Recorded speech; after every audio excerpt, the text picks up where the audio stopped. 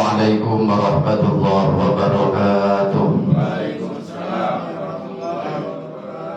Bismillahirrahmanirrahim. Al-Fatihah biniyatil qabul wal husul wa ijabati kullil mas'ul wa naili kullil ma'mul wa ila hadrati sayyidina Muhammadin Rasul sallallahu alaihi wasallam wa ila arwah jami'alihi wa ashabihi wa ajwajihi wa dhurriyyatihi wa ahli baitihi wa ala sa'iri asba'i millatihi min ahli sunnatihi wa jama'atihi wa ila arwah jami'il ulama'il amilin wal awliya'is salimin wa jami'il muallifil kutub khususan muallifil kutub allati ta'allamnaha wa 'allamnaha wa nakhussu khususan ila muallif hadzal kitab Imam Tahir bin Shalih rahmatullah alaihi wa jami'i masyayikhina wa ustadina wa muallimina wa jami' ahli kubur fi hadhihi al-baldah madadana bimadadihim wa a'ada alaina min barakatihim wa amtir alaina ghaitha karamatihim wa nafahatihim fid dunya wal akhirah. Syukurillah lahumul Fatihah.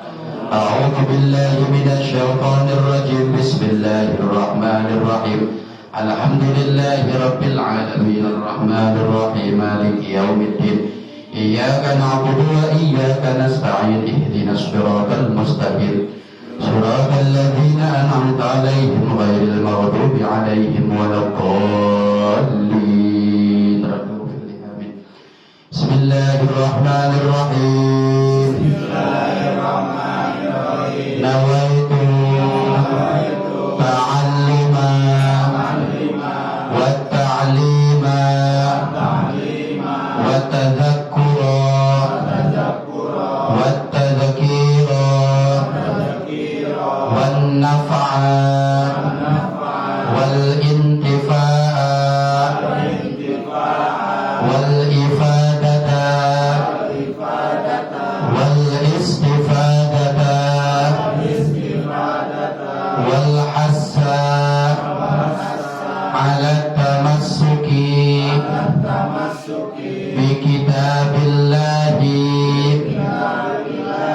wa sunnati rasulihi wa du'a ilal huda wa dalalata ilal khairi ibtigha'a wajhillahi wa mardatihi wa qurbihi wa sawabihi wa husnil khatimah. Bismillahirrahmanirrahim. Jamaah sekalian, sebelum kita mengawali pengajian, kita dimohon ikhlasnya membacakan Al-Fatihah, doa kepada Allah untuk orang tua Pak Eko ya, yang hari ini beberapa hari kebelakang sedang diuji sakit. Dengan pembacaan surat Al-Fatihah ini kita berharap dan memohon kepada Allah, beliau ayah dari saudara kita, ketua DKM kita, Allah segera angkat penyakitnya, Allah segera sehatkan badannya dan bisa beraktivitas kembali.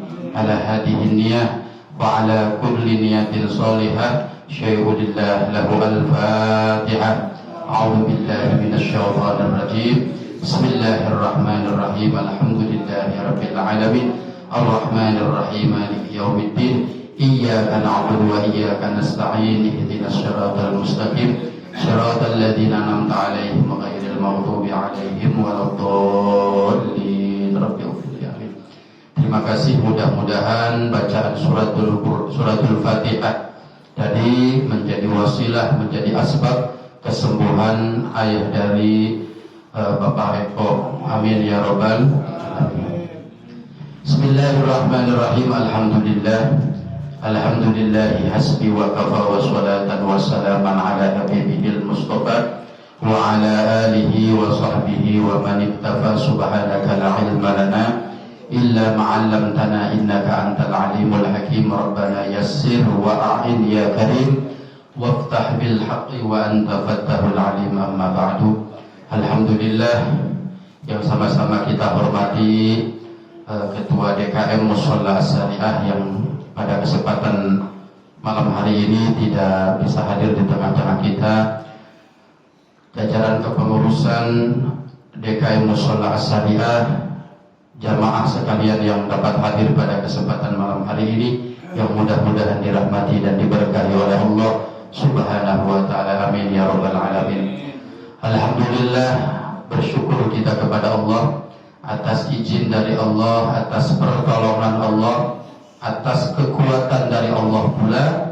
Pada malam hari ini kita bisa melaksanakan kewajiban kita sebagai muslim, sebagai muslimah, tidak lain tidak bukan adalah thalabul ilmi, mencari ilmu di majelis ilmu. Mudah-mudahan hadirnya kita, ilmu yang kita dapatkan di tempat yang mubarakah ini menjadikan kita semakin dekat dengan Allah, menjadikan kita semakin ma'rifat kepada Allah, dan kita berharap ilmu yang kita dapatkan bermanfaat, amin ya rabbal alamin.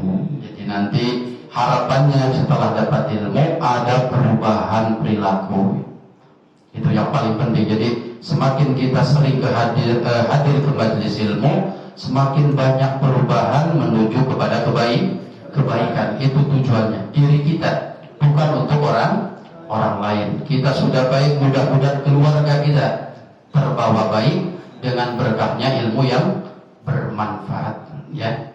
Nah, itu tujuannya, itu agar ada perubahan-perubahan. Guru Imam Syafi'i namanya Imam Waqi' bin Jarrah. Jadi, Imam Syafi'i itu punya guru, diantaranya Imam Waqi' bin Jarrah.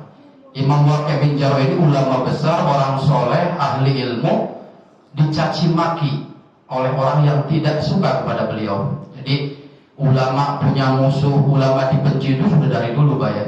Termasuk dialami juga oleh guru Imam Syafi'i namanya Imam Waqi' bin Jarrah. Dicaci maki beliau ini, dan gak tanggung-tanggung dicaci makinya ketika mengajar, ketika di majelis oleh orang yang tidak suka kepada beliau. Nah, ketika dicaci maki, fala tarudu, Imam Waqi' diam saja, Pak. Enggak membalas, enggak nyuruh muridnya supaya disuruh keluar, misalkan orang yang mencaci maki. Muridnya bertanya kepada Imam Waqi', lima la taruduhu. Imam Waqi', kenapa engkau tidak membalas cacian orang itu? Ya, caci maki orang itu yang benci kepada engkau, kenapa engkau tidak membalas? Nah, Imam Waqi' menjawabnya bagaimana, Pak? Menjawabnya, lima ta'allamna ilma idzan. Kalau saya membalas caci maki orang yang membenci saya, lalu apa bedanya orang yang ngaji sama orang yang tidak ngaji, katanya. Apa bedanya orang yang hadir ke majelis ilmu sama yang tidak hadir ke majelis? Jadi kalau dia itu mencaci maki saya karena dia tidak tahu ilmunya, gitu ya. Karena dia jarang hadir ke majelis ilmu. Kalau dia mencaci maki saya membalas lagi, ya sama saja. Saya dengan dia sama-sama orang tidak apa. Jadi membalas keburukan orang lain, tidak membalas keburukan orang lain, itu yang diharapkan oleh orang-orang yang hadir ke majelis. Lima ta'allamna, kata beliau, ilma idzan. Apa fungsinya saya rajin ke majelis taklim kalau keburukan orang masih kita balas? Nanti gak selesai-selesai. Idza qabilnal isa'ah bil isa'ah famata tantahil isa'ah, kata ulama. Kalau keburukan itu dibalas lagi dengan keburukan, ada orang benci kita benci sama dia. Ada orang menghina kita juga menghina dia. Famata tantahil isa'ah, kata ulama. Maka kapan keburukan itu selesai? Kita kan pengennya keburukan itu berkurang. Kalau hilang sih kayaknya nggak bisa. Ya karena nggak bisa. Gitu. Jadi berkurang. Jadi kalau keburukan orang lain kita balas keburukan, jadi nambah keburukannya. Jadi pamata tantahil isa'ah. Kalau keburukan dibalas keburukan, berhentinya kapan nanti keburukan? Nambah banyak nanti keburuk. Jadi itulah contoh bahwa ilmu itu semestinya mempengaruhi perilaku kita. Al ilmu, kata para ulama, turisul ahwal. Ilmu itu seharusnya merubah perilaku kita. Mudah-mudahan harapannya kita hadir ke majelis ilmu itu semakin hari semakin baik, semakin hari semakin positif. Amin ya rabbal alamin. Baiklah jamaah, pada kesempatan malam hari ini kita akan melanjutkan kajian kitab Jawahirul Kalamiyah halaman 30. Halaman 30 setelah bulan kemarin kita menjelaskan tentang khawarikul adat, tentang sesuatu yang luar biasa yang diberikan oleh Allah kepada hamba-hambanya. Ada mukjizat, ada karomah, ada maunah, ada sihir, termasuk khawarikul adat. Kemarin juga sudah dijelaskan mal farqu bainal mukjizat wal karomah. Apa bedanya mukjizat dan karomah? Kalau mukjizat tidak ada yang mendandingi, tapi kalau sihir ada tandingannya. Ada orang hebat sekali bisa ditandingi. Tapi kalau mukjizat tidak ada satupun yang bisa mengalahkan mukjizatnya para nabi. Nah, pengetahuan kita kepada mukjizat ini penting, Pak ya. Jadi jangan sampai berpikiran apa fungsinya kita tahu mukjizat, tahu sihir buat apa gitu kan. Manfaatnya apa? Biar kita bisa membedakan mana yang benar-benar nabi, mana yang ngaku jadi nabi. Ini zaman sekarang ini zaman gampang ngaku-ngaku, Pak. Ngaku titisannya Nabi Khidir, ngaku malaikat, malah kan ngaku nabi itu banyak sekali. Dan cepat viral kalau begitu, Pak ya. Yang aneh-aneh itu cepat viral. Jadi bukan hanya lato-lato saja nih, yang viral. Nah, gitu ya. Di mana saya dari sana ke situ, itu di pinggir jalan itu suara takut. Ya Allah. Masya Allah. Sampai ada lombanya katanya ya, Pak Jenab. Ada lombanya itu. Jadi emang dunianya cepat sekarang, gitu cepat. Nah, ini ketika muncul orang-orang yang mengaku nabi misalnya, ada orang yang mengaku titisannya ini, kita gampang ya. Oh ini bukan nabi, karena dia punya kelebihan yang kelebihannya bisa dikalahkan oleh orang lain. Kalau dia punya kelebihan yang tidak ada orang mengalahkan, berarti bisa saja itu nabi. Tapi kita sudah punya keyakinan Ahlussunnah wal Jamaah setelah Nabi Muhammad la nabiyya ba'da. Ini barangkali nanti muncul orang-orang aneh di zaman akhir, kita sudah kuat. Oh dia punya apa nih? Kalau orang ngaku nabi, kalau nggak punya apa-apa, jangan diaku jadi nabi. Atau punya kelebihan yang tidak dimiliki oleh orang banyak, adakah yang mengalahkan kelebihannya? Kalau ada berarti laisa nabiyan, bukan nabi. Nah itu fungsi kenapa kita harus paham betul apa itu mukjizat, apa itu sihir, apa itu maunah dan karomah. Selanjutnya halaman 30, mada yajibu lil anbiya alaihimus salatu wassalam. Soal pertanyaan, mada yajibu lil anbiya alaihimus salatu wassalam. Mada yajibu, apa yang wajib, lil anbiya bagi para nabi alaihimus salatu wassalam. Sifat wajib apa yang harus dimiliki oleh para nabi. Ini sebenarnya sudah kita pahami, kita kenal semenjak kita kecil ya.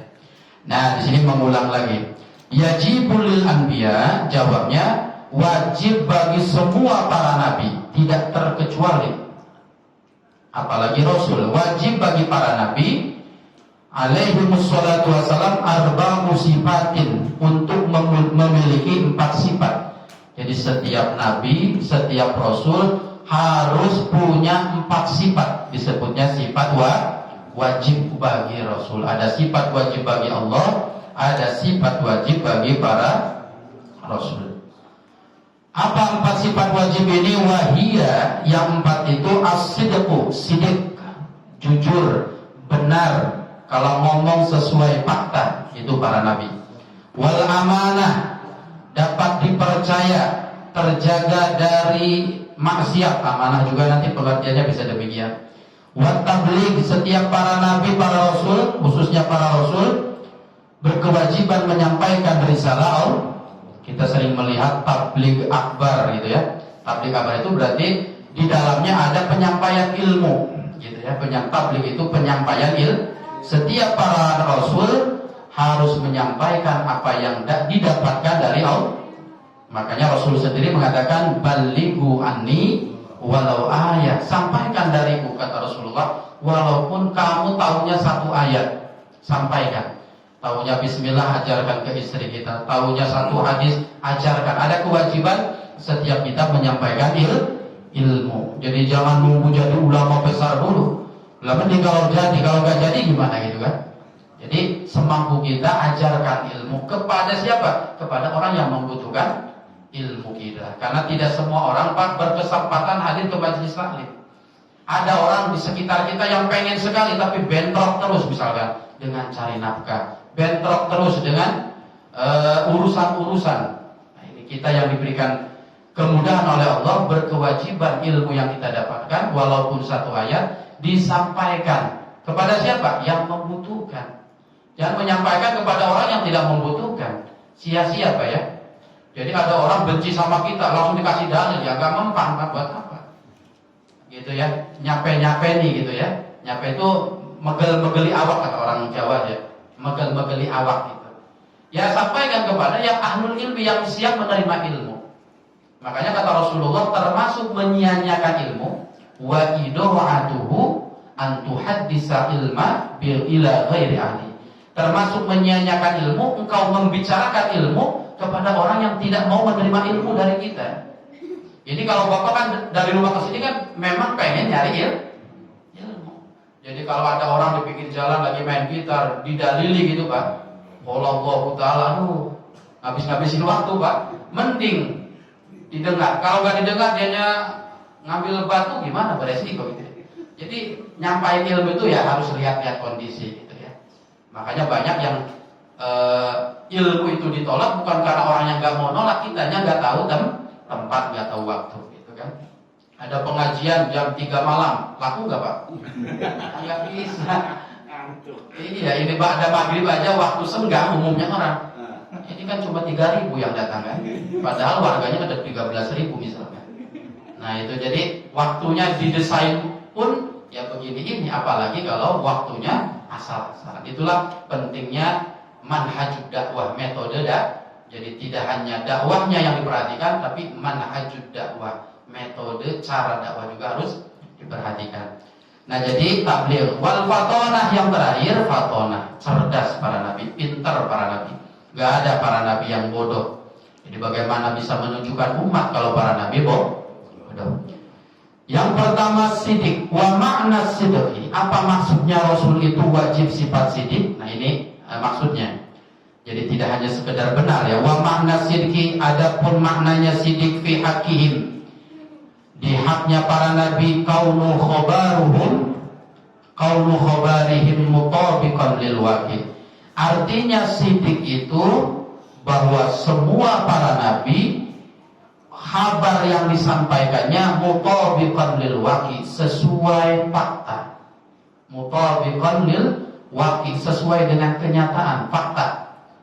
Gitu ya. Jadi sidik itu ucapan para nabi sesuai dengan fakta. Misalkan kita ngomong di Mekah itu ada Ka'bah, fakta tidak Pak? Sidik berarti kita ini. Di Tambun ada pasar itu di pinggir jalan sebelah kanan. Benar gak ada pasar di sana? Berarti sidik kita. Jadi setiap ucapan yang mutabiqan lil waqi' itu adalah sidik. Nah para rasul itu sifatnya begitu. Gitu ya kan? Lil waqi' wa nafsal amri fala yasduru minhum kadzibu aslan. Ya. Dan tidak keluar dari mulut para nabi kadzibun, sifat bohong aslan sama sekali. Tidak pernah satu kali pun para nabi bohong aslan sama sekali. Jadi sidik itu pengertiannya dua, ucapan para nabi ya sesuai dengan kenyataan, benar sesuai fakta, tidak pernah sekalipun bohong. Itu berarti kita sudah yakin para nabi itu sidik, gitu ya. As-sidq, benar, jujur, itulah sidik. Nah, sidiknya para nabi atau jujurnya para nabi, benarnya para nabi ini ya, apakah beliau ngomongnya serius para nabi? Bahkan walau kana fil mizah, walaupun bercanda para nabi. Bercandanya aja benar para nabi, apalagi serius. Jadi wah ini nabi lagi bercanda nih, pasti bohong omongan, tidak. Jadi seriusnya Nabi Muhammad misalnya pasti benar. Ya, bercandanya pun pasti benar. Itu sidik itu tidak ada bedanya, mau serius mau bercanda, Rasulullah pasti benar. Kata Rasulullah nanti, ya, menjelang kiamat kata Rasulullah, ya, la ya'tiyanna 'alan nasi zamanun. Menjelang kiamat kalau sudah dekat kata Nabi, walaupun ini tidak dialami oleh Nabi, nanti akan banyak su'ul jiwar katanya. Apa itu su'ul jiwar? Hubungan tetangga buruk. Kata Nabi nanti kalau sudah mendekati ya, tetangga kanan gak akur sama tetangga kiri, tetangga depan gak akur sama tetangga belakang. Di Tambusin gak begitu Pak ya di sini ya? Begitu apa begitu? Masih kalau di sana-sana udah begitu, sama tetangga udah gak ada yang nyapa, malah musuh-musuhan, malah kirim-kirim santet misalnya. Sama tetangga udah begitu, su'ul jiwar kata Nabi. Nah kalau sekarang Bapak mengamati, mentafakuri, sudah ada ini su'ul jiwar di Asy-Syariah, berarti min asratis sa'ah, tandanya kiamat sudah semakin dekat. Nabi 14 abad yang lalu ngomong itu, dan sekarang kejadian misalnya. Nah itu berarti sidiknya para Rasul Nabi Muhammad. Wa qati'atul arham. Menjelang kiamat itu kata Rasulullah, orang udah nggak suka silaturahmi. Qati'atul rahim, ada silaturahim, ada qati'atul rahim, putus silaturahmi. Kakak sudah nggak mau mengunjungi adiknya. Bapak punya adik Pak? Tiap minggu nggak ke sana? Enggak. Malah ibu juga yang masih hidup nggak tiap minggu kita kan? Repot aja bahasanya ya. Padahal di sini mah yang nganggur baik misalkan. Ya karena resikonya kalau pulang kan kesebutnya orang Bekasi gitu kan. Duitnya banyak katanya kalau di kota. Kesebutnya begitu. Jadi pikirannya nanti traktir saudara, ngasih angpau apa, ribet kalau pulang. Jadi ongkosnya mah cuma 200.000 misalkan ke kampung. Cuma ini nih oleh-olehnya luar biasa. Nah gitu misalkan pikirannya. Dan memang kata Rasulullah menjelang akhir zaman, menjelang hari kiamat itu qati'atul arham. Orang sudah malas silaturahmi. Kalau itu sudah kejadian pada kita, berarti itu sudah mendekati hari kiamat. Dan terjadi berarti kata Rasulullah. Nah kemudian juga kata Rasulullah menjelang hari kiamat itu orang malas berjihad, orang malas berjuang. Hadir ke majelis ilmu berjuang tidak Pak? Jihad gitu kan? Jihad. Makanya kata Nabi, idza ja'ahul maut ya ala talabil ilmi wa huwa fi dalikal hal mata syahida. Karena mencari ilmu ini setara dengan jihad, maka idza ja'ahul maut, ketika mencari ilmu datang malaikat maut meninggal, maka mata syahid. Dan orang sudah malas hadir ke majelis ilmu. Gitu ya. Dan kejadian ke sekarang? Kejadian gitu kan. Berarti ucapan Nabi 14 abad yang lalu terbukti mutabiqan lil waqi, sesuai dengan keadaan sekarang. Wa an nuqtalud dunya biddin. Banyak orang menjual agama dengan dunia. Wa ayyakunal waladu ghaidan kata Rasulullah. Nanti menjelang kiamat itu banyak anak yang suka memarahi orang tuanya.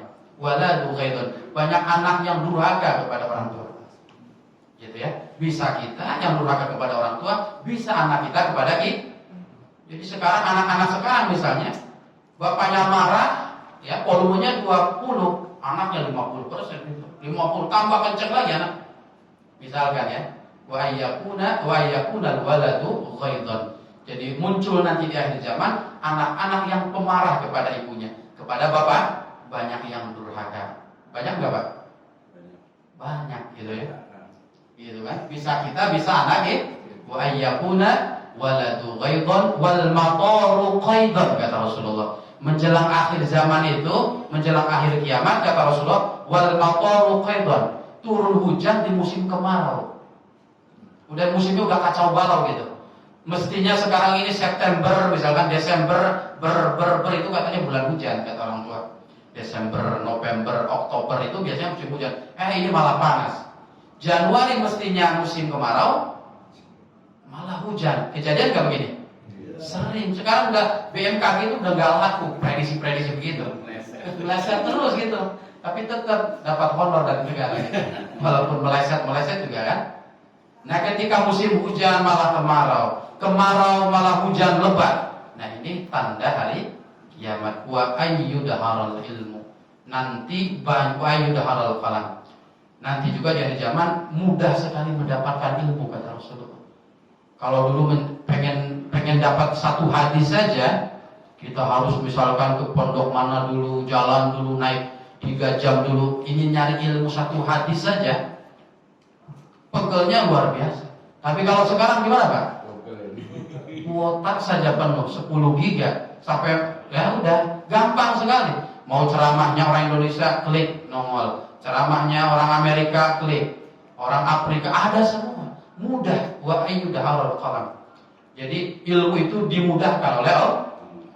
Kejadian nggak sekarang Pak? Itu dalilnya counter tuh ada di hadis itu ya. Counter jualan pulsa itu sudah ada. Bahkan kata Rasulullah nanti sudah mendekati sekali, wa yu'adzzinul mu'adzin wa yuqimus sholata qaumun wa ma hum bimu'minin. Nanti bermunculan muadzin, pinter adannya enak suaranya, bahkan dia sholat wa ma hum bimu'minin, tapi hatinya tidak beriman kepada Allah. Nanti banyak orang yang diam di masjid tapi tidak iman kepada Allah. Ini sih rahasia, nggak tahu gitu ya. Tapi nanti akan kejadian itu menjelang hari kiamat itu, bermunculan orang ahli sholat di masjid, sholat tapi hatinya tidak iman kepada Allah.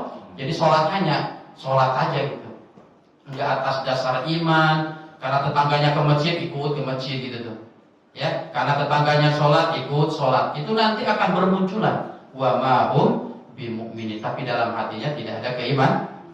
Dan semuanya akan terjadi gitu ya. Walau mijahan, walau sekalipun yang disampaikan Nabi, kalau tadi kan yang serius-serius ya, yang bercanda pun Rasulullah itu benar, sidik ucapannya. Rasulullah punya khodim, punya pembantu namanya Anas bin Malik. Anas bin Malik.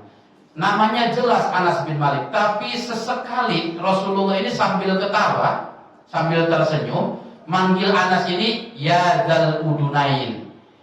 Jadi kalau manggil Anas itu tidak, hei Anas ini, ambilkan ini, misal tidak.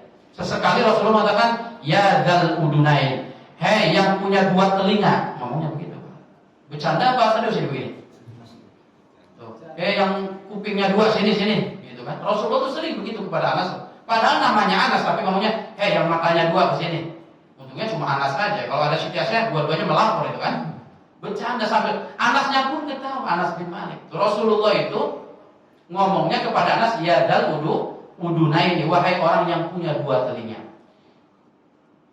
Itu bercanda apa serius kira-kira Pak? Bercanda. Tapi fakta tidak. Anas itu telinganya 4 apa 7 Pak?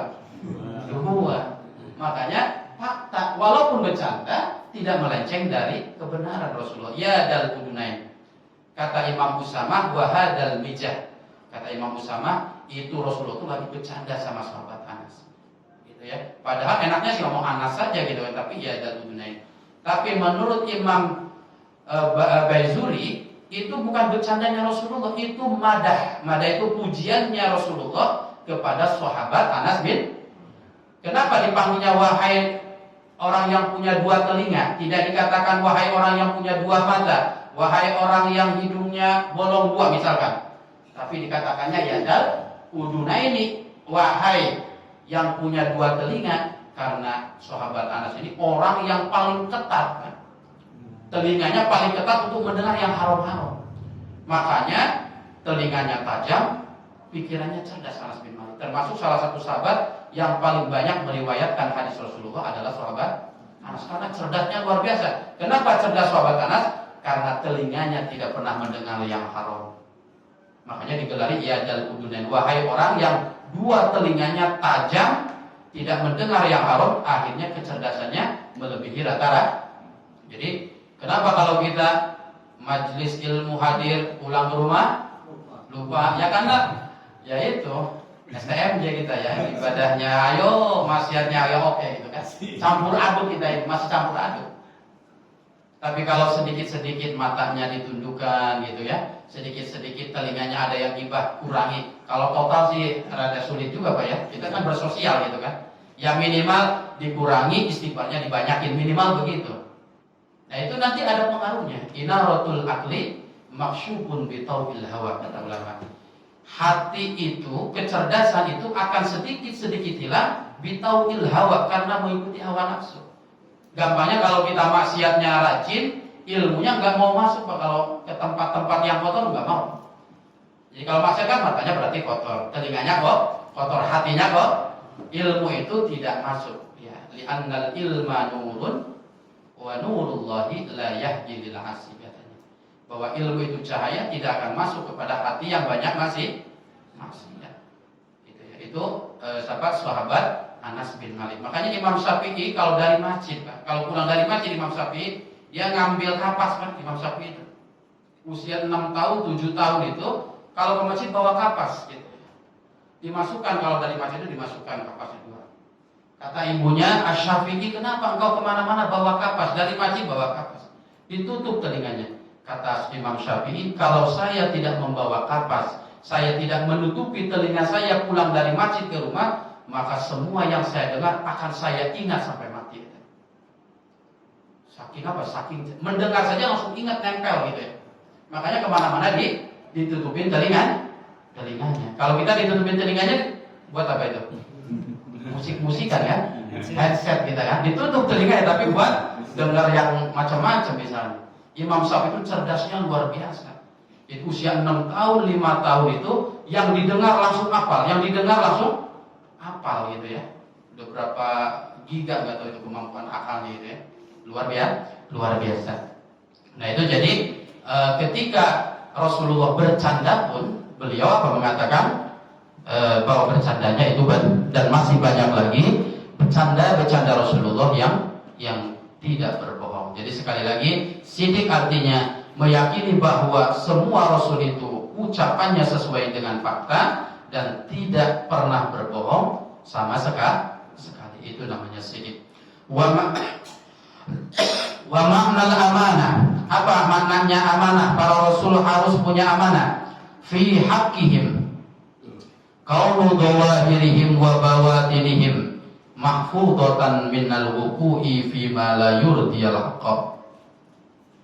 Jadi yang namanya amanah itu semua nabi, dohirnya, batinnya mahfudatan, dijaga oleh Allah ya, dari melakukan sesuatu yang tidak diridho Allah. Jadi para nabi itu amanah itu artinya apa?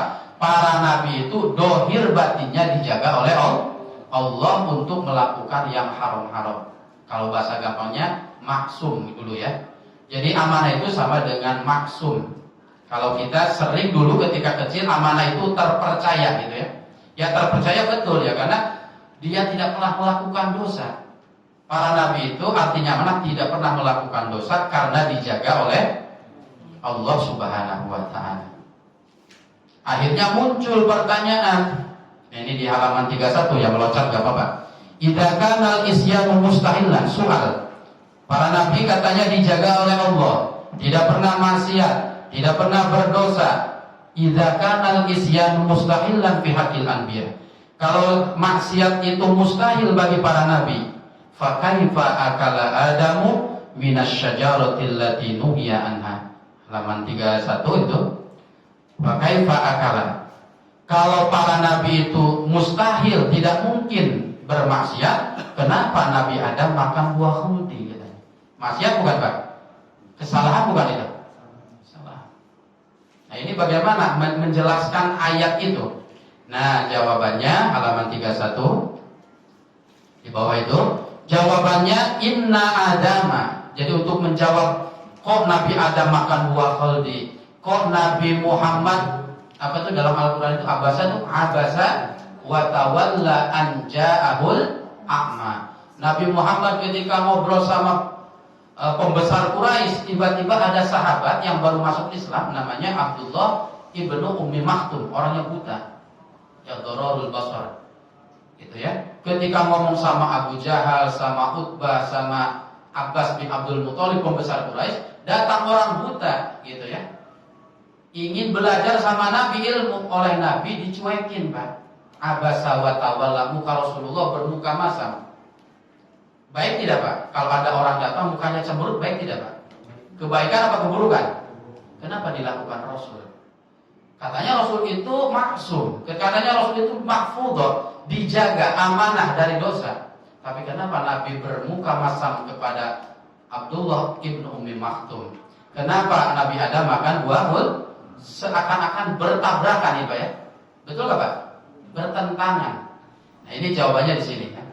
Inna Adam, Nabi Adam dulu. Inna Adam alaihi salam akala minas syajaratil lati nuhiya anha bi tariqin nisyan. Jadi Nabi Adam itu makan buah khuldi itu bukan maksiat Pak, bukan maksiat.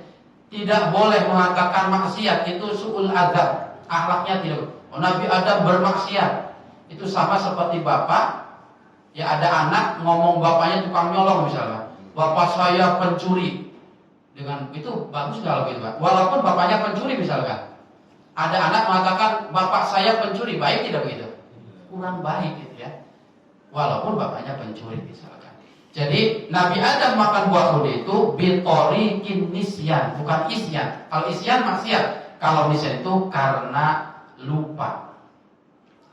Apa dalilnya bahwa Nabi Adam makan buah khuldi itu lupa? Ini surat Al-Toha, ini surat Toha.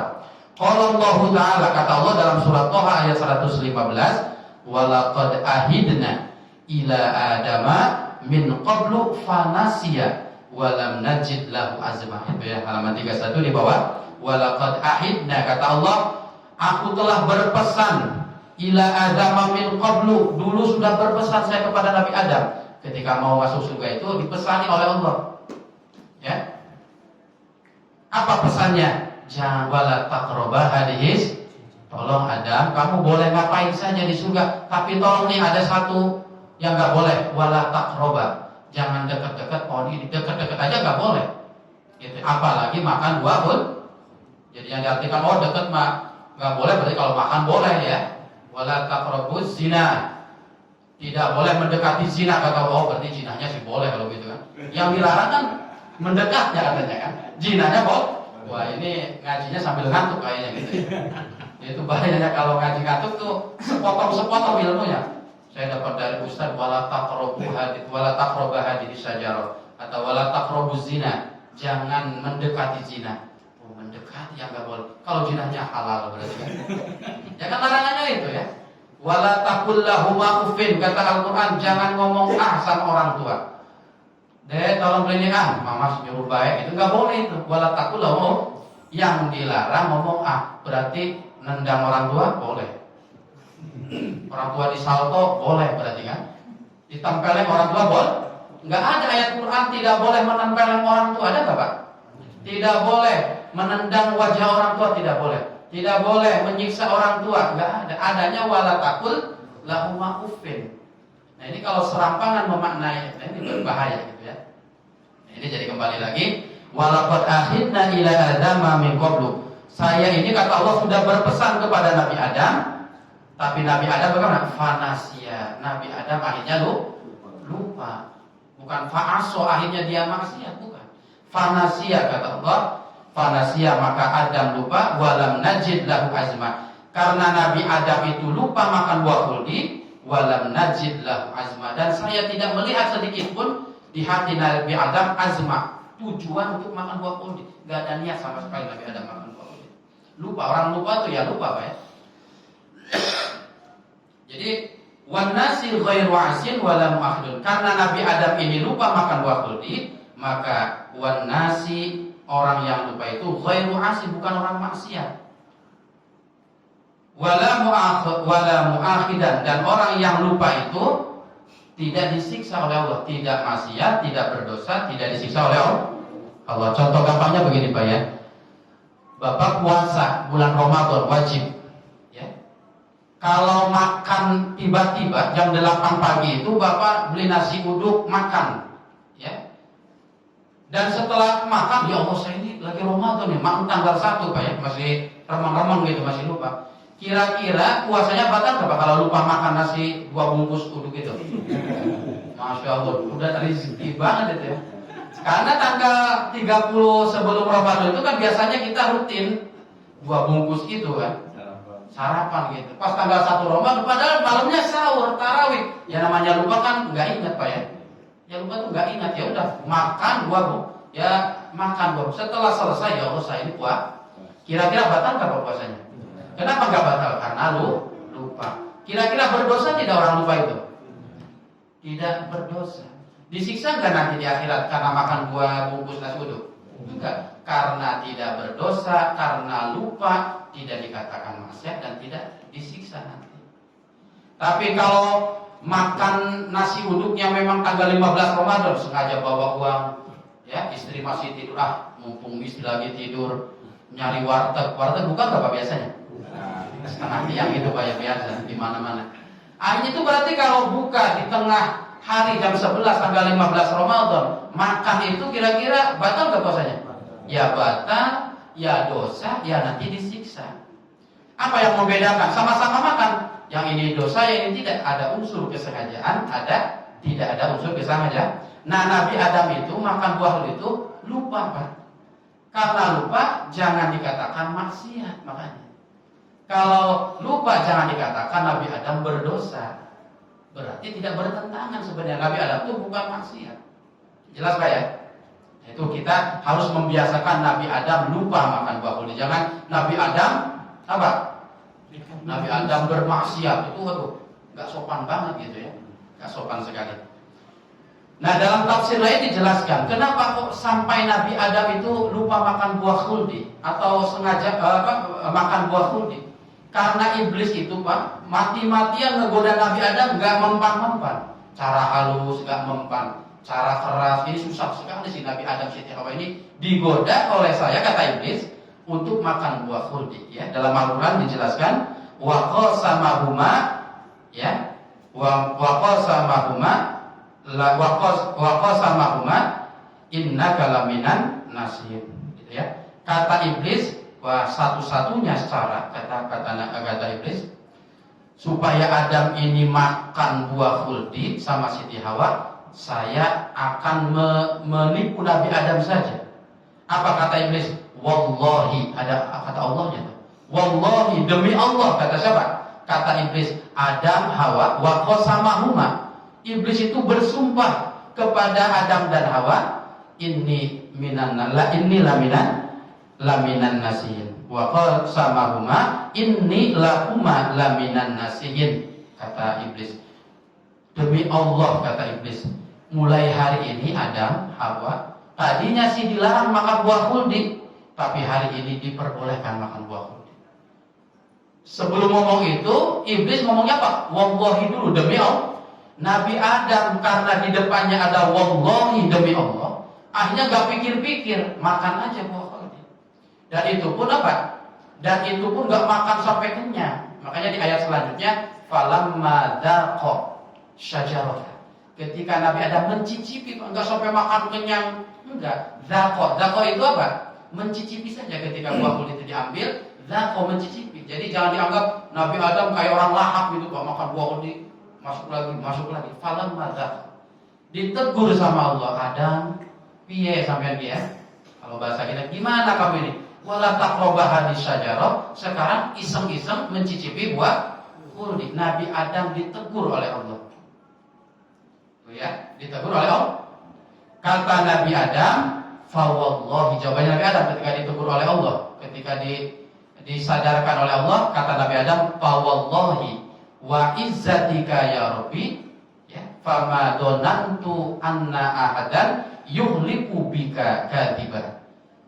Ya Allah, demi Allah ya, saya enggak nyangka gitu, ada orang yang mencatut nama engkau, yang mengatas nama engkau menghalalkan apa? Menghalalkan makan buah khuldi. Saya ini kata Adam, kalau iblis nggak ngomong wallahi sih nggak akan makan. Saya kira benar omongan iblis tuh. Orang kalau ngomong wallahi itu benar nggak Pak? Sumpah demi Allah itu kita langsung percaya kan biasanya. Walaupun orang yang ngomong itu teman kita yang suka bercanda, gitu ya. Bapak kerja di perusahaan misalkan, Pak Jenal kerja di perusahaan misalkan.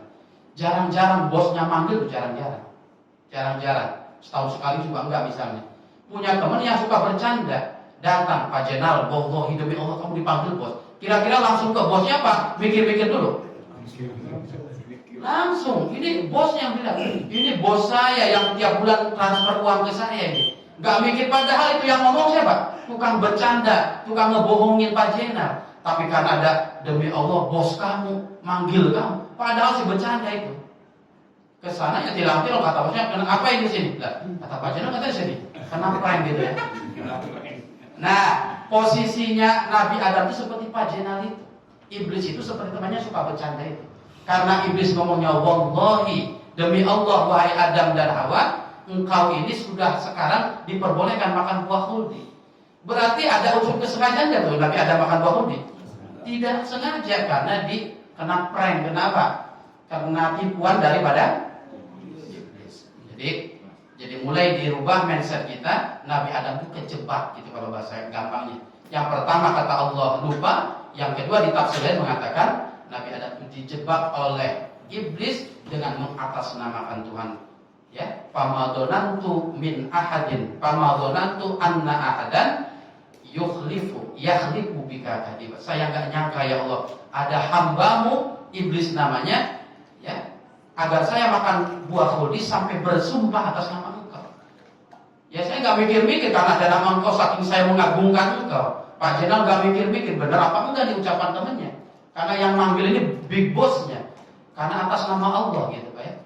Nah ini itu juga menguatkan dalil bahwa Nabi Adam tidak bermaksiat.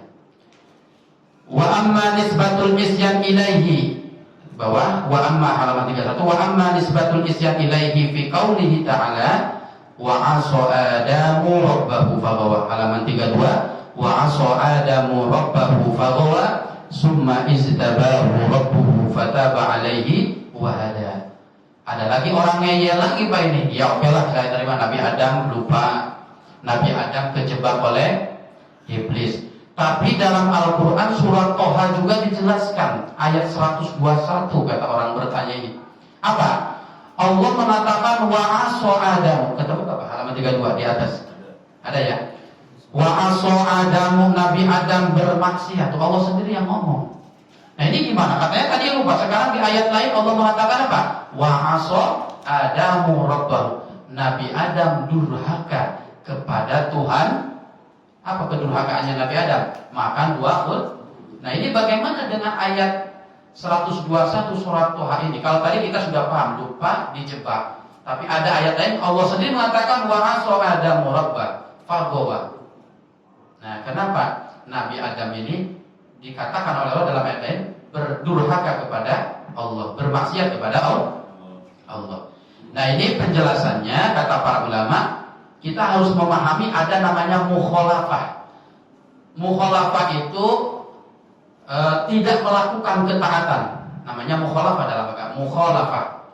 Contoh, kata Allah ke barat, kita ke timur, itu namanya mukhalafah. Kata Allah ke depan, kita ke belakang. Kata Allah tahajud, kita enggak tahajud. Kata Allah tiap hari sedekah, misalnya kita enggak sedekah, itu namanya mukhalafah. Nah, orang bisa melanggar perintah Allah ini ada dua sebab. Ada kata ulama ini yang berkaitan dengan ayat wa 'asa Adamu. Ya, kita pahami itu dulu kata para ulama. Ada orang melawan Tuhan itu karena lupa, nisyan namanya. Ya, ada karena nisyan. Yang kedua, ada karena ta'amudan, karena sengaja. Jadi orang itu melakukan dosa gampangnya. Ada yang memang karena lupa dan tidak tahu. Ada yang memang sengaja. Kayak tadi makan siang Ramadan itu, ada yang benar lupa, ada yang memang ada unsur kesengajaan. Setiap bentuk maksiat itu ada dua unsur. Penyebabnya apa? Memang dia itu bodoh, nggak tahu itu dosa, ya, karena jarang ke kajian, jarang baca, jarang lihat ceramah-ceramah, jadi nggak tahu kalau itu dosa. Atau dia sudah tahu, tapi pengen nyoba-nyoba gitu Pak, itu ya. Nah, kalau maksiat, kalau mukhalafah, ya. Alasannya karena lupa, ada orang melakukan dosa karena lupa. Yang melakukannya ini orang awam, maka bukan kesalahan namanya. Bukan kesalahan. Gitu ya. Sesuatu yang boleh dilakukan oleh orang awam itu bukan keburukan. Tapi kalau yang melakukannya itu orang mulia, yang boleh saja jadi buruk, Pak. Contohnya gimana? Contohnya misalkan Bapak atau saya orang awam misalkan nongkrong di warung gitu Pak, di warung kopi di pinggir jalan, pakai celana pendek misalkan tapi tertutup aurat gitu Pak ya, pendek tapi tutup auratnya gitu. nongkrong di pinggir jalan orang awam. Kira-kira boleh nggak Pak ngopi di pinggir jalan? Boleh. Tapi kalau ulama besar nongkrong di pinggir jalan, baik apa tidak? Ya saya atau guru-guru kita di sini ada yang nongkrong di pinggir jalan pakai celana kolor aja gitu, tapi tertutup auratnya gitu. Pantas nggak kira-kira? Dosa nggak itu? Nggak dosa, tapi nggak pantas gitu. Tuh, jadi sesuatu yang boleh kalau dilakukan oleh orang awam itu ya biasa saja. Tapi kalau oleh orang yang yang punya derajat tinggi, punya ilmu, ya ulama besar, nongkrong di warung itu kayaknya kurang etis gitu ya. Nongkrong di warung atau main catur saja ya. Main catur aja, boleh nggak? Boleh kalau tidak mengganggu, tidak goflah, tidak melalaikan waktu sholat. Ya pas kita main catur jam 10, pas dengan ada langsung diberesin. Nggak ada istilah nanggung gitu Pak ya.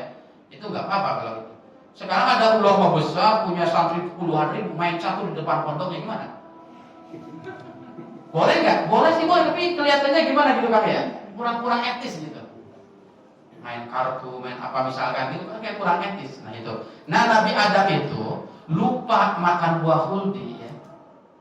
Tapi karena beliau ini di sini dijelaskan li syarafi rutbatihi wa idhama manjilat. Tapi karena Nabi Adam ini orang mulia, orang yang dekat dengan Allah, maka lupa pun seperti maksiat. Lupa pun seperti masih tidak baik. Jadi wa aso adamu rabbahu, ayat bahwa Nabi Adam bermaksiat kepada Allah itu bukan menegaskan Nabi Adam maksiat, tapi mempertegas betapa mulianya Nabi Adam. Kesalahan kecil saja dianggap buruk. Paham nggak Pak? Jadi wa aso adamu rabbahu, ayat mengatakan bahwa Nabi Adam bermaksiat kepada Allah ini bukan menegaskan Nabi Adam bermaksiat, tapi menegaskan betapa mulianya Nabi Adam. Karena sedikit saja melakukan yang lupa dianggap tidak baik seperti tadi. Karena mulianya ulama itu, nongkrong di pinggir jalan saja dianggap keburukan. Paham nggak Pak? Kira-kira? Nah itu wa'aso'a adamu rabbahu. Orang bertanya lagi, kalau itu bukan maksiat, kenapa Nabi Adam dihukum dilemparkan ke bumi? Kan begitu orang kan biasanya ya. Kalau Nabi Adam itu tidak maksiat, tidak durhaka kepada Allah, kenapa Nabi Adam dilemparkan, dibuang dari surga? Seakan-akan itu balasan kepada Nabi Adam melakukan Nabi Adam diturunkan di mana? India ya, Siti Hawa di Jeddah, Makkah itu ya. Dipisahkan keduanya. Berarti itu hukuman, berarti dosa tuh Nabi Adam itu di surga tuh karena dihukum oleh Allah. Nah, di sini juga dijawab, wa amma mu'akhadatul maula, adapun Allah menghukum Nabi Adam ala dzalika bi ihbatihi, dengan diturunkannya Nabi Adam ila hadhihi diyar, ke dunia ini ya. Itu dalam rangka apa? Musabaratuhu alal istighfar. Allah ingin falidzalika litazdada darajatuhu uluwan. Nabi Adam diturunkan ke bumi ini agar Nabi Adam memperbanyak istighfar. Dengan istighfar itu litazdada darajatuhu uluwan. Nabi Adam semakin tinggi derajatnya di hadapan. Jadi bukan hukuman Nabi Adam dikeluarkan dari surga, itu cara Allah agar Nabi Adam di surga itu membaca apa tuh? Rabbana dolamna anfusana. Dengan mengakui salah Nabi Adam, dengan istighfar Nabi Adam, derajatnya semakin tinggi di hadapan Allah. Jadi untuk tujuan baik Nabi Adam diturunkan apa? Diturunkan ke dunia. Jadi bukan hukuman, itu bentuk kasih sayang Allah kepada Nabi Adam agar Nabi Adam semakin tinggi derajatnya di sisi Allah. Wa sawabuhu wa ajruhu numuwan, agar pahala Nabi Adam juga numuwan, semakin banyak di hadapan Allah. Bukan hukuman. Jadi jangan sampai ada pemahaman dihukum Nabi Adam. Itu adalah bentuk kasih sayang Allah agar Nabi Adam semakin tinggi derajatnya, semakin banyak pahala di sisi Allah Subhanahu wa taala. Gitu ya. Kira-kira bisa dipahami enggak, Pak? Jadi mulai sekarang jangan sampai ada anggapan Nabi Adam berdosa, Nabi Adam dihukum. Kita harus dirubah pikirannya. Nabi Adam lupa, Nabi Adam dijebak, sampai kepada ayat wa aso Adamu rabbuhu, itu bukan mempertegas maksiatnya Nabi Adam, tapi mempertegas betapa dekatnya Nabi Adam dengan Allah, betapa mulianya Nabi Adam dengan Allah, sehingga sesuatu yang lupa pun dianggap kesalahan, gitu ya. Dianggap kesalahan oleh kebanyakan. Nah, jika Nabi Adam demikian, maka ketika kita mendengar ada cerita Nabi ini melakukan bohong misalnya, maka ya sama semuanya begitu, semuanya bukan unsur kesengajaan. Seperti tadi yang saya ceritakan, habasa wa tawalla an ja'al a'ma. Ada sahabat Nabi Abdullah ibnu Ummi Maktum buta, datang kepada Nabi. Nabi lagi ngomong, lagi dakwah kepada pembesar Quraisy. Ada Utbah, ada Abbas, pamannya sendiri, Abbas bin Abdul Muthalib, ya, yang kemudian anaknya menjadi ahli tafsir, Abdullah ibnu Abbas. Kemudian dengan Abu Jahal lagi dakwah, ngajak mereka supaya masuk Abdullah Ummi Maktum datang minta diajarkan ilmu. Nabi Muhammad itu ketika ngomong itu ada orang yang pengen diajarkan ilmu. Akhirnya Nabi Muhammad kurang suka kepada Abdullah Ummi Maktum. Ini lagi ngobrol sama orang-orang besar, sama orang Quraisy, ya, malah nanya kepada Rasulullah tentang ilmu. Akhirnya Rasulullah abasa wa tawalla. Rasulullah mukanya musam, menampakkan kurang suka kepada Abdullah Ummi Maktum. Nah, kata Imam Fakhruddin Ar-Razi, sebenarnya yang salah itu bukan Rasulullah dalam kejadian itu. Yang perlu disalahkan itu bukan berarti Nabi itu salah. Sebenarnya yang salah pada kejadian itu kira-kira Rasulullah atau Abdullah Ummi Maktum kira-kira. Rasulullah lagi ceramah, lagi ngomong. Ada orang bertanya, atau gini aja. Ada orang, misalkan saya sedang ceramah gitu ya. Tiba-tiba ada orang di luar nanya kepada saya. Kemudian saya nggak menjawab. Yang salah saya, yang saya nanya gitu. Yang nanya gitu ya. Kenapa salah yang nanya? Karena dia tidak tahu waktu. Orang saya lagi ceramah ya. Saya juga belum membuka pertanyaan. Tiba-tiba ada orang bertanya dari luar. Gitu ya. Jadi dalam konteks ini kata Imam Fakhruddin Ar-Razi, yang salah itu bukan Nabi. Yang salah itu Muhammad Abdullah Ummi Maktum. Orang Rasulullah lagi ngomong sama orang lain, dia iseng-iseng apa? Iseng-iseng nanya kepada nggak tahu waktu gitu ya. Nggak tahu diri kasarnya, kalau bahasa kasarnya nggak tahu diri Abdullah ini. Orang Rasulullah lagi ceramah, tiba-tiba ada muncul untuk naik. Akhirnya ditentang lagi, kan Ummi Maktum buta, nggak tahu Rasulullah lagi ceramah, kan telinganya mendengar. Gitu ya. Ada orang ngeyel lagi, Ummi Maktum nggak salah, yang salah Nabi Muhammad. Kenapa? Karena Ummi Maktum buta. Ya oke, nah Ummi Maktum itu nggak melihat Rasulullah lagi ceramah, tapi telinganya mendengar nggak? Kan orang dakwah kan kedengaran lagi ngucapin apa ya. Jadi sekali lagi kata Imam Fakhruddin, jangan mengatakan Nabi bersalah, tapi justru Muhammad Abdullah Ummi Maktum, karena dia bertanya pada kondisi yang tidak tepat. Itu yang pertama. Yang kedua, salah Ummi Maktum karena apa? Karena Rasulullah tidak melajari Ummi Maktum karena ada yang lebih penting, kata Rasulullah. Kenapa lebih penting? Kalau Ummi Maktum sudah Islam, gitu ya, sudah Islam, nanya ilmu itu bisa besok, bisa nanti. Ini momen saya ini lagi ngajak orang masuk Islam, ngajak yang belum masuk Islam. Dan momen bisa ngobrol sama pembesar Quraisy itu nggak bisa tiap hari, nggak bisa tiap minggu. Sama orang ceramah di depan pejabat kan nggak bisa tiap hari kan ya. Tapi kalau sama orang awam seperti ini bisa tiap minggu, bisa tiap bulan. Jadi salahnya lagi Abdullah Ummi Maktum itu apa? Dia tidak tahu bahwa Rasulullah sedang menyampaikan yang lebih penting. Apa? Mengajak orang kafir masuk Islam, sementara dirinya sudah Islam dan belajar kepada Nabi bisa ditunda nanti, bisa ditunda besok. Itu yang kedua. Yang ketiga, salahnya lagi Abdullah bin Maktum, kata Imam Fakhruddin Ar-Razi, karena sudah ada aturan main kalau bertamu kepada Rasul tuh, Pak ya. Ada aturan main. Gak boleh sembarangan kalau bertamu kepada Rasul. Jangan mentang-mentang Rasul ini milik umat, semaunya bertamu. Ada aturannya. Dalam surat Al-Hujurat dijelaskan ya, innal ladzina yunadunaka min wara'il hujurat aktsaruhum la yaqilun. Jadi kalau ada orang yang memanggilmu Muhammad, itu ada aturannya. Nah, Ummi Maktum ini memanggil Nabi pada kondisi di luar aturan, makanya disalah.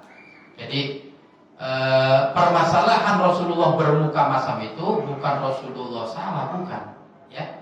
Itu menegaskan betapa salahnya Muhammad Abdullah Ummi Maktum yang apa? Yang bertanya kepada Rasulullah sementara Rasulullah sedang menjelaskan mengajak orang kafir masuk Islam. Yang kedua salahnya lagi Abdullah Ummi Maktum, ya, dia tidak ngerti bahwa mengajak mereka yang kafir untuk masuk Islam ini lebih penting daripada dia sudah Islam, karena waktunya bisa dilonggar, bisa besok, bisa kapan. Yang ketiga, Abdullah Ummi Maktum melanggar firman Allah bahwa bertamu bertanya kepada Rasulullah itu ada aturannya.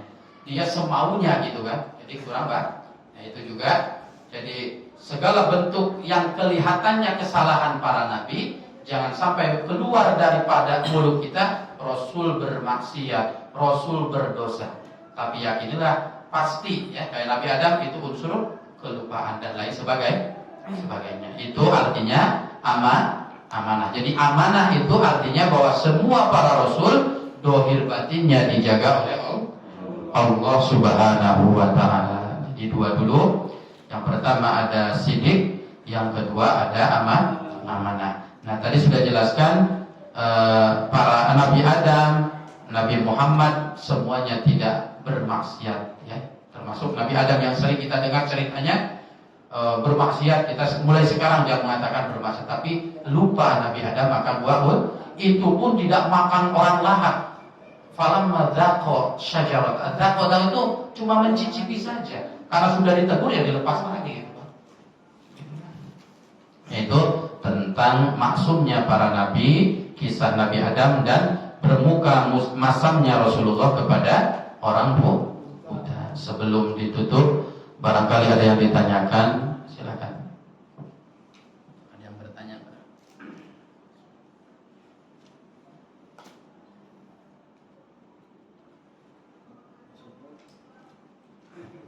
Cukup ya? Ngantuk apa ini? Demikian, mudah-mudahan bermanfaat. Wallahul muwaffiq ila aqwamit thoriq. Wassalamualaikum warahmatullahi wabarakatuh.